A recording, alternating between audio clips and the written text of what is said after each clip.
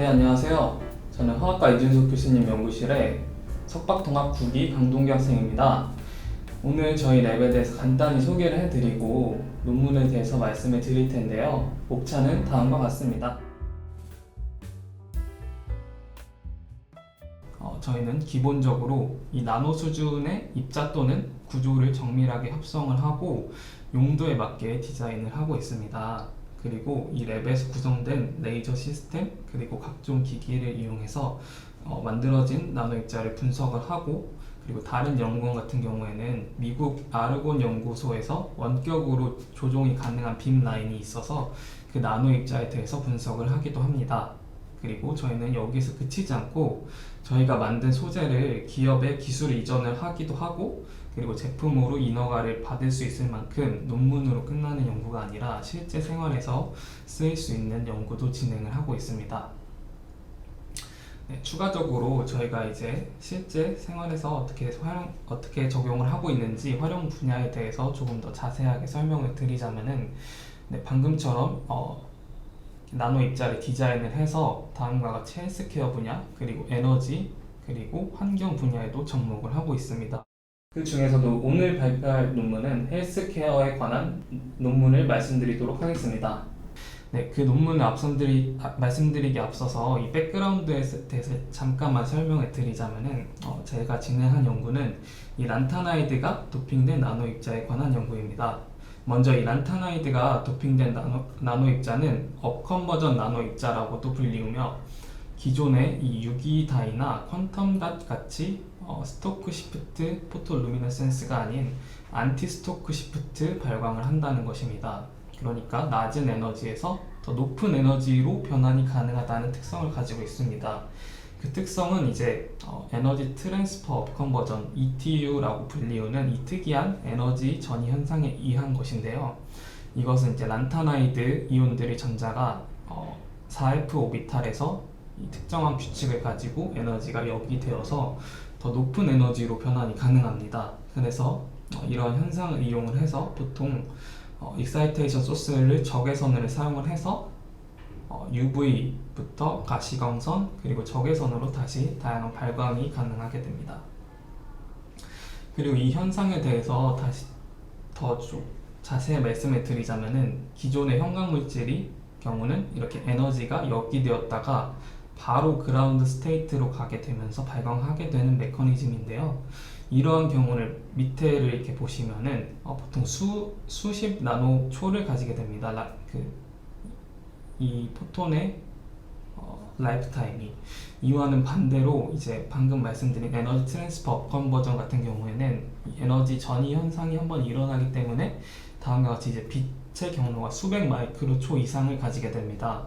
이것은 이 밑에 그래프처럼 보시면은 이렇게 이것의 장점을 잘 활용할 수 있는데요.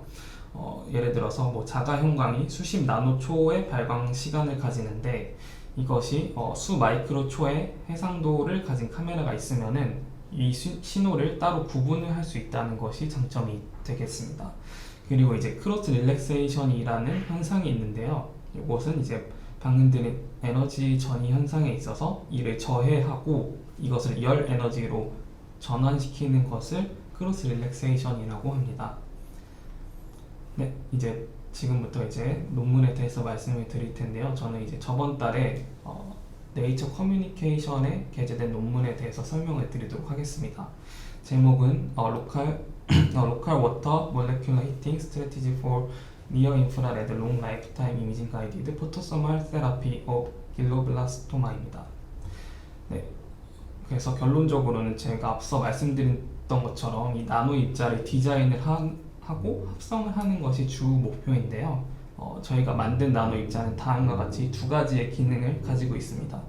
첫 번째로는 물 분자를 국소적으로 가열할 수 있는 기능, 두 번째로는 적외선 영역에서 긴 수명을 가지는 신호를 이용해서 이 뇌 종양을 진단 및 치료하는 데 기능이 있습니다. 네, 그래서 첫 번째 기능을 말씀드리자면은, 이것이 이제 물 분자를 국소적으로 가열시키는 것인데요. 본래 이 물 분자는 근적외선 영역에서 1.0 마이크로미터 영역에서 강한 흡광을 가지고 있습니다.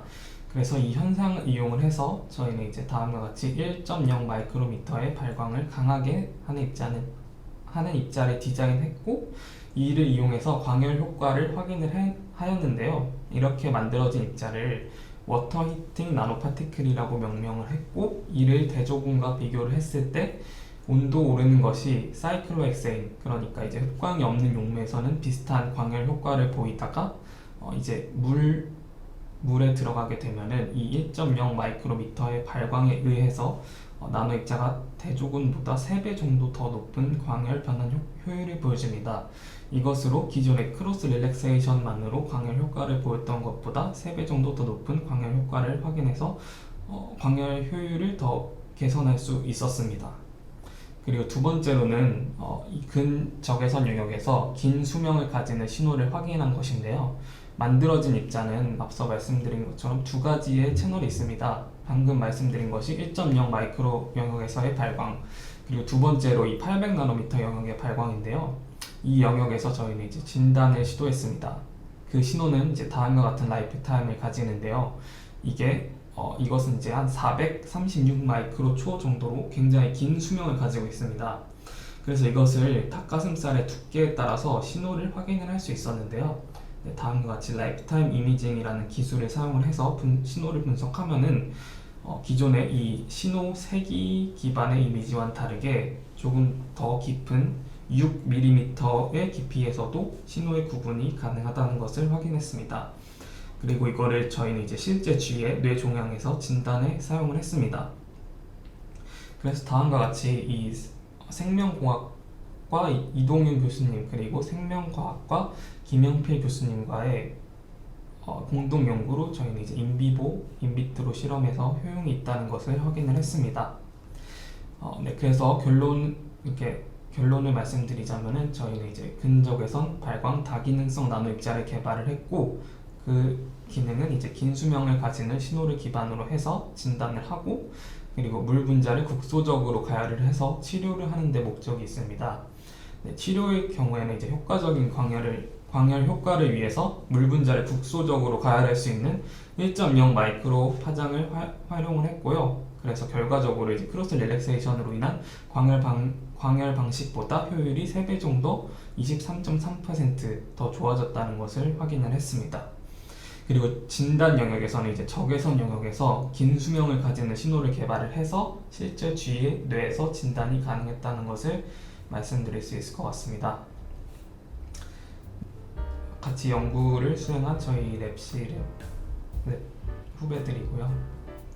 그리고 여기까지 논문 설명이었습니다. 혹시 연구 과정에서 기억에 남는 에피소드나 사건이 있나요? 네, 저는 이번 논문을 쓰기까지 1년 반 정도의 시간이 걸렸는데요. 여러 일이 굉장히 많았어가지고 시간이 좀 오래 걸렸습니다.